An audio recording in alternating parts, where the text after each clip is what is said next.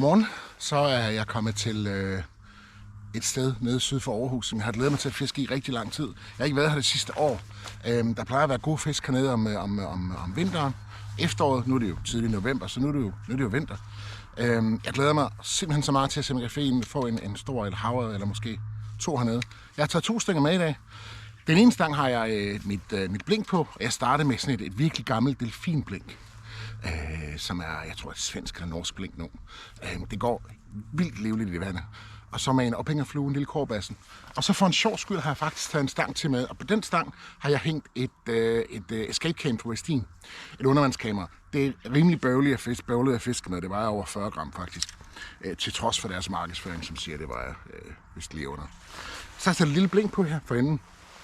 Den her, den fiskede jeg faktisk med i Vikave Levi i Aarhus her i sidste uge. Og jeg fik faktisk en rigtig stor havre kroget, mens jeg havde kameraet på. Og endda i første kast. Prøv lige at se, hvordan det gik.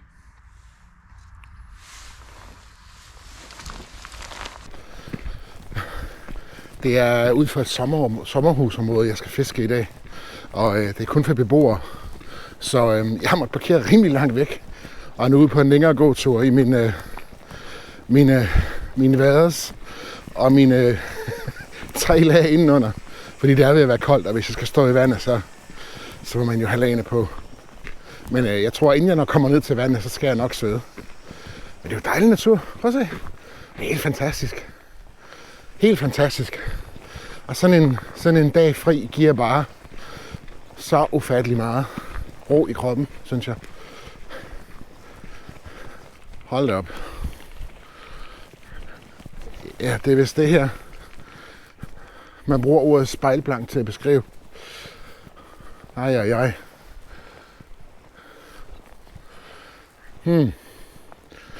Ja.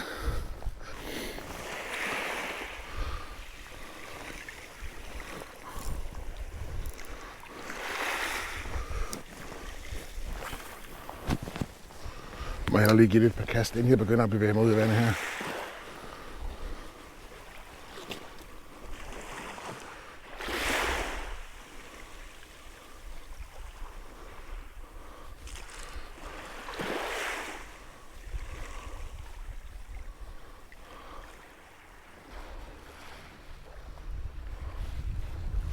Det blink, jeg fisker med her, er delfinblinket.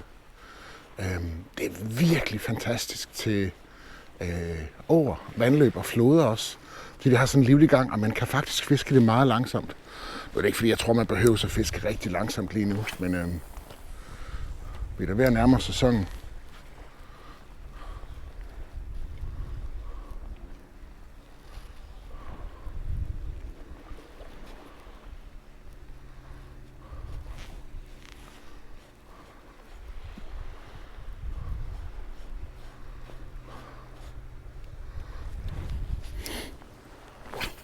Jeg fisker ud over et stenrev lige her. Det er måske lidt svært at se på kamera.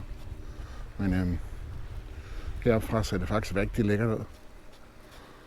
Vandtemperaturen er 12-13 grader lige her.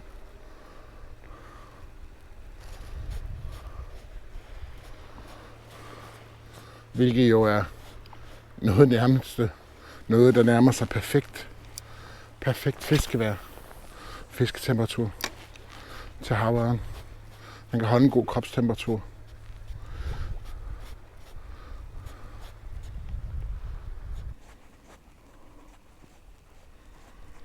Der er kommet lidt mere bevægelse i vandet.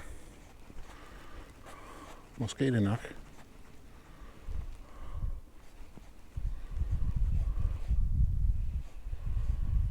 Måske er det nok.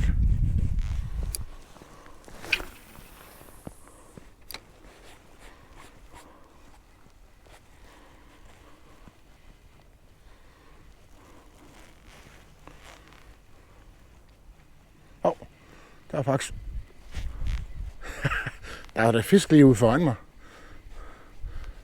der springer. Så det er her da. Så vi kan få blinket ud i nærheden af den. Altså det virker som om det er langt ude, men der er faktisk meget lavt derude også. En halv meter vil jeg skyde på. Jeg vil afvande.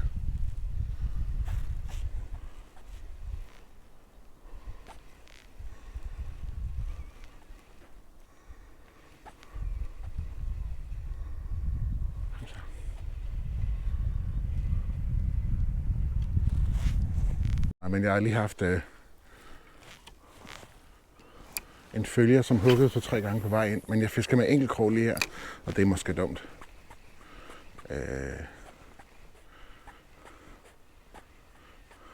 Kunne jeg skulle skifte til en trækrog. De er i hvert fald lige derude.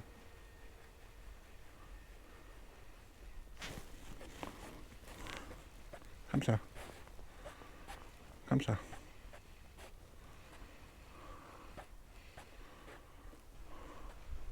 Så prøver jeg at sætte kameraet på i stedet for at se, hvad der er under overfladen derude.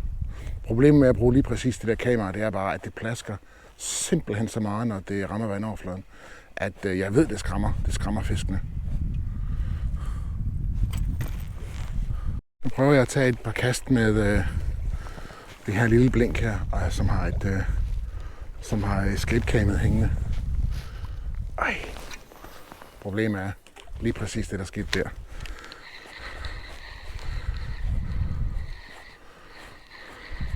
Det plasker, og det larmer rigtig meget.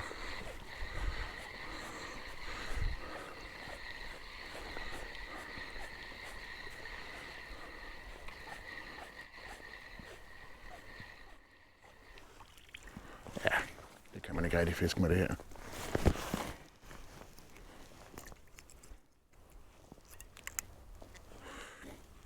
Lad os prøve at fjerne. Den her vægtklods. Se om det går bedre.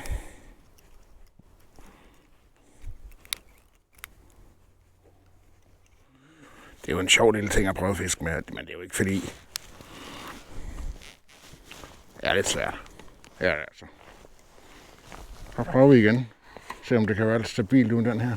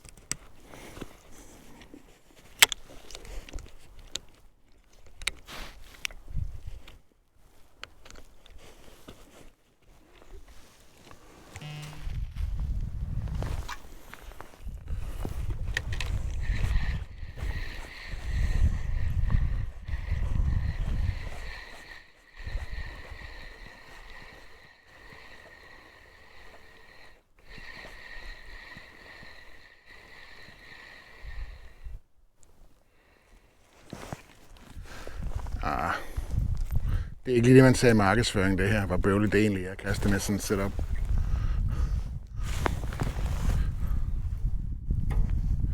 Men nu er det jo julegave fra kæresten, så må jeg hellere bruge den. Hold da op, mand.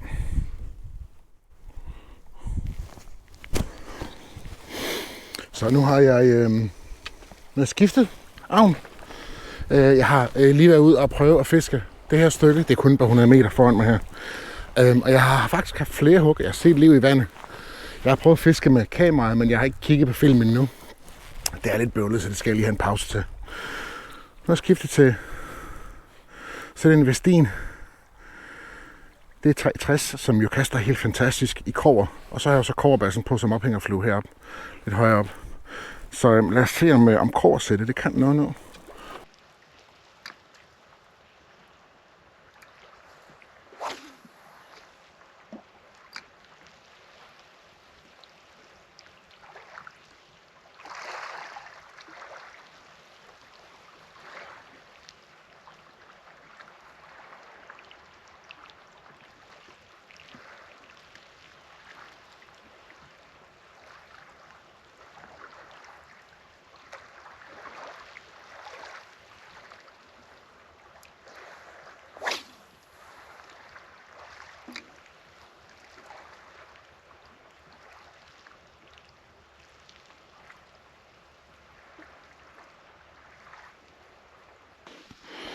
Der er en krabbe, der prøver at stikke af fra mig.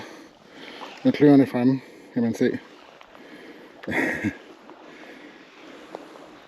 Nu har jeg gået hele den fisketur, som det var planlagt, jeg ville gå. Jeg har gået godt en kilometer. En kilometer dernede fra, så hele vejen herop til. Og vandet er, som I kan se, helt stille. Jeg vil næsten sige dødt, det er det selvfølgelig ikke. Men chancen for at fange en fisk i det her vejr er nok ikke særlig høj. I starten af turen så jeg en fin ørred springe. Jeg mærkede et par hug, og nu har jeg sat mig ned og fået en kop kaffe. Og så vil jeg kigge på den undervandsfilm, som jeg optog ved fra starten af turen. Og det vil jeg gøre helt usensureret, det vil sige, at I får lov til at kigge med.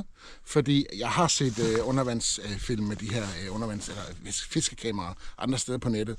Og det man jo ikke ser, det er de 700 klip, der er klippet fra, fordi kameraet bevæger sig så uroligt i vandet. Så nu får I lov til at se med her lige om lidt. Nu tager jeg filmen her fra Westin-kameraet, sætter det ind i det lille kamerastik, der følger med. Og så sætter jeg stikket ind i telefonen.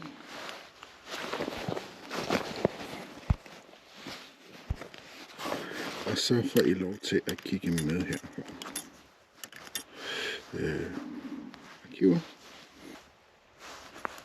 Så er den.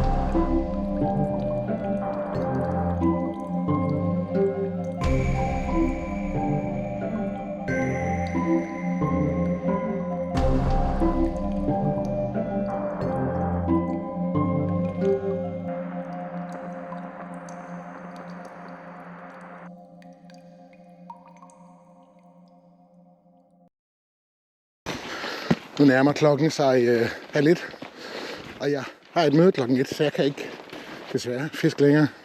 Det har været en hyggelig tur, men der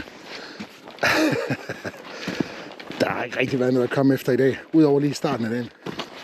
Når jeg har haft et møde, så vil jeg gå hjem og sætte hukommelseskorten i PC'en og se, hvad filmene fortæller. Om der er liv herude under vandoverfladen, eller måske man kunne se noget fra dronen af. Og det har det mindste været en fordel, at jeg kunne filme det i dag. Så tak for turen.